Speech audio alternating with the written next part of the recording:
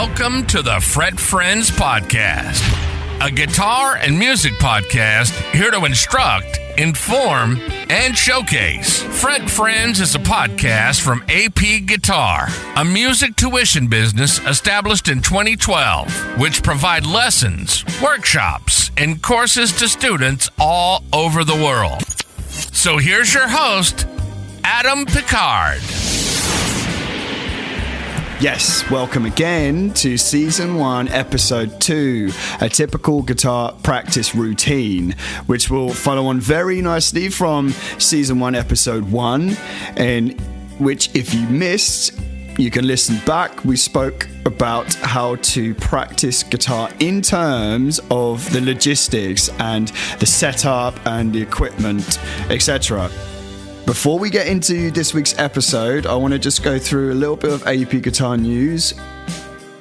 I will be starting to run my online workshops this year. I've had lots and lots of ideas from you guys through Instagram, and some of these will definitely be popping up throughout the year, so I hope you guys can join me. Right, let's get into this week's episode. This is Season 1, Episode 2, a typical guitar practice routine.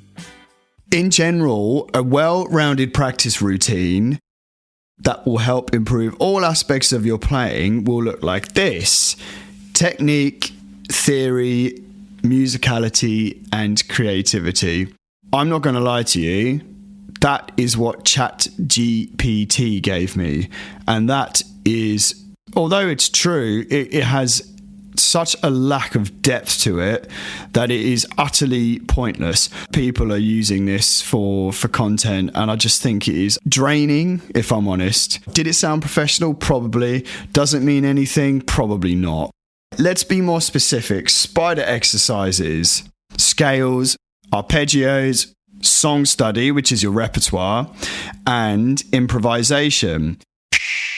Spider exercises, if we just go back, these are your chromatic type exercises that I do with all my students, and I've got lots of different ones, and they all test your left and your right hand in different ways. They don't sound particularly pleasing most of the time because they are not following scales. They're not following formulas that make the notes go in an order which sound pleasing, but that's fine. They know their place. Scales, you could be practicing scales such as the minor pentatonic, the natural minor, the blues scale, harmonic minor, and of course, the backbone and the brain of all of music, the major scale. Arpeggios, which are broken chords. I always think of them as broken scales, but they're broken chords. They include the notes of a scale or the notes of a chord that outline a chord without playing the notes together. They are separate notes of a chord. These are worth practicing. Spider exercises, scales, arpeggios. The next part of your practice session should be the main bulk of it, and this is your song study. I say it's the main bulk of it because in my lessons, unless somebody is doing purely theory with me, the main part of my lessons are the song study, and this is where my students are building up their repertoire. This is a list of their songs that they have learnt that they can play from beginning to end. The last part is improvisation. Now, the improvisation part, a lot of electric guitar students are interested in soloing. This is the part where you stick on a backing track in A minor to begin with, but this is because my students learn everything in A minor to begin with and until I let them out. And you can use YouTube to find these backing tracks. You can get them in different genres. So you could start with a slow blues, then you could do a funk one, switch it up. Spider exercises, scales and arpeggios, song study, which is your repertoire building, and then improvisation. In terms of how long you could practice each section for, I would say if you are practicing for 1 hour, 10 minutes for the spider exercises, 10 minutes for the scales and arpeggios, 30 minutes for your song study, and then 10 minutes for improvisation at the end with either your loop pedal or backing tracks. But the part at the end with the improvisation, this is where personally sometimes I could do it for 5 minutes, sometimes I might go on for 35 minutes. That really depends on what mood I'm in, and if I've got any extra tricks or licks that I've learned during that day to add into it that I'm getting excited about and I'm playing over and over and over and over again. If you can only practice for 45 minutes, then I would take a percentage of the, so half of that 1 hour was 30 minutes. So I would do like 20 or 25 minutes of the 45-minute session on the song study repertoire, 5 minutes for the scales, 5 minutes for the spider exercises, 5 minutes for the scales and arpeggios, whatever's left on the improvisation. Any extra time as well, outside of your main one practice session a day, you can use to go back through old songs in your repertoire. This is great because it's so easy to forget things, especially when you haven't been playing for that long, because you're purely going by which chord is after which chord. You're not able to actually remember or work out what the chord movements might be.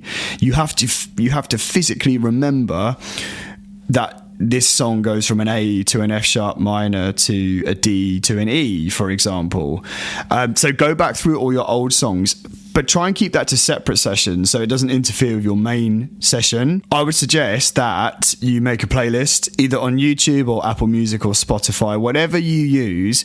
Create a playlist and have the songs in order and go through them. Just press play on the first song and see if you can get through. So if you have 5 songs that you know, just press play at the beginning of the first one. See if you can get all the way through to the end of the 5th one without stopping. Once you've completed another song, you add that to the playlist and just keep going. Of course, it will take longer to go over these songs, but as the playlist grows, but you'll know the songs better, so it will be fun.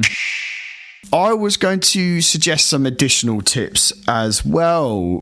And the other things that you can use, for example, metronomes are going to work extremely in your favor as a musician. In our example of a typical practice guitar routine, these would work well with the spider exercises, the scales, and even the arpeggios as well. Mark down what tempo you're playing them at. Next practice session, see if you're happy with it and it's sounding good and you can play it right 3 times in a row. Increase the BPM by 5. Make a note each time so you know where you're at, and you can keep increasing that. When you're looking at your song study, your repertoire building, you will quite possibly have a part in the song, whether it's a part in the solo in the song or it's a part of the riff, which I would call a hot spot.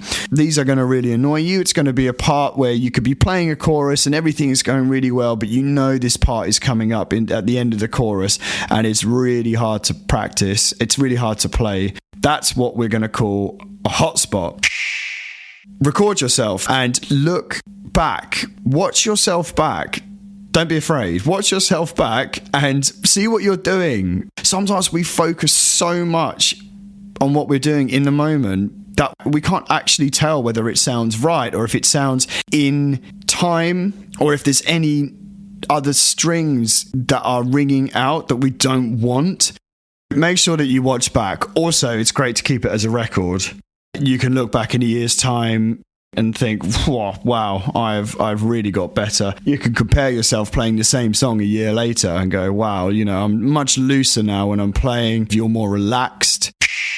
You'll see things as well in the videos when you're just starting out. People are really rigid and tense. You'll actually see a difference as well as hear a difference. You could also use apps which test music theory. I use them all the time. I use them when I'm sitting waiting for people, when I'm out and about, before bed. I lead a really exciting lifestyle. I use one called Earpeggio, which unfortunately I think is only available on Apple, but that may be incorrect. I'm sure that there are some other Android or whatever other ones as well. Earpeggio is brilliant. I test what type of chord I'm hearing. I test intervals. I test my rhythm training, and you can choose. So, for example, with the type of chord, you can choose which chords that you throw into the mix.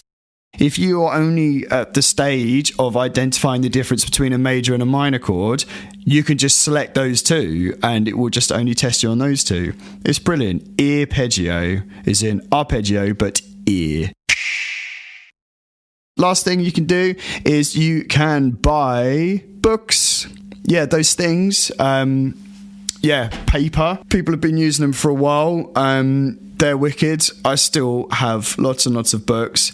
Music theory books are brilliant. Rock School do a really good one. Rock School is a music examination board, and their theory book is really, really great. The way it's presented and the images and everything, it is really easy to follow, and I use it a lot for myself and I use it a lot with my students.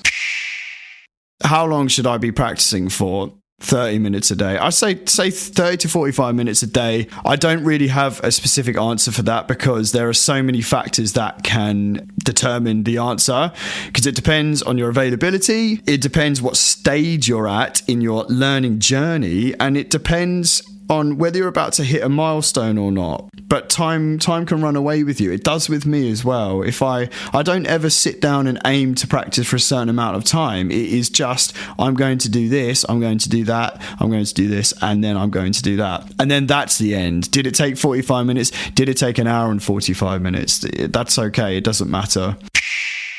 It is better to practice little and often, though. So if you weren't able to practice for a while and then you practiced 5 hours in one day, that is not going to be very good for you. It's better to practice half an hour a day than wait till a Tuesday night and practice for 5 hours until 3 a.m. This is mainly because things take time to settle in, mentally and physically.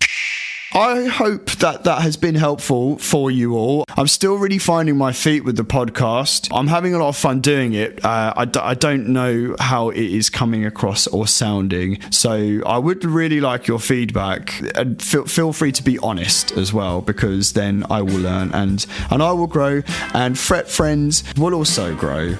Thank you very, very much for being here again. This has been Season 1, Episode 2 of Fret Friends. If you would like to leave a review and subscribe, that would be super sweet. You can also check out my website, www.apguitar.co.uk. I am on Instagram and TikTok at AP Guitar Guru, and YouTube AP Guitar TV. You can drop me an email at contact@apguitar.co.uk if you have any questions or if you would like to inquire about lessons or workshops. I will see you all soon. Thank you so much. Take care, have fun, keep practicing, and stay safe.